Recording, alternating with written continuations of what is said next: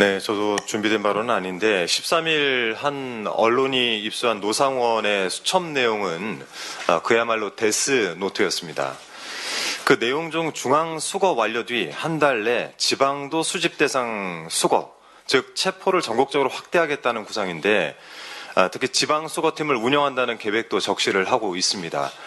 그리고 군수 이상 지자체장을 선거가 아닌 임명하는 등 지방선거도 무력화하는 정황도 담겨 있습니다.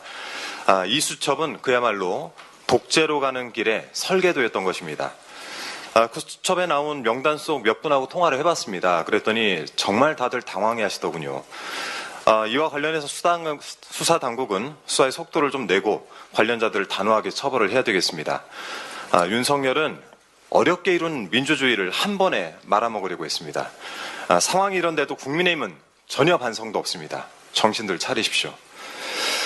자, 오랜만에 원희룡 전 장관이 등장해서 짧게 한 말씀 드리겠습니다. 어제 더불어민주당은 명태균 씨 녹취를 추가로 공개했습니다. 명 씨가 지난 2022년 3월 13일 지인과 대화를 한 것을 녹음한 것인데요. 이때 명 씨는 원희룡 전 장관이 윤석열 대통령 인수위에 들어가게 된 상황을 언급하고 있습니다. 2021년 11월경 윤석열 후보 선대위를 꾸릴 때 명 씨가 원 전 장관을 중책에 앉히라라고 했었고 안상수 전 창원시장도 원 전 장관 부탁을 여러 번 했다면서 명 씨는 원희룡이는 고맙다고 해야 한다라고 말을 합니다. 자, 그랬더니 원희룡 전 장관이 바로 입장을 냈습니다. 원희룡이 두렵긴 두려운가 봅니다. 라면서 택도 없는 기획공작이다 라고 주장을 합니다. 그런데 중요한 해명은 빠져 있습니다. 지난 대선 당시 원 전 장관은 명 씨를 알고 있었냐라고 하는 그 핵심을 피해가는 것입니다. 정말 택도 없는 변명이 원희룡스럽습니다.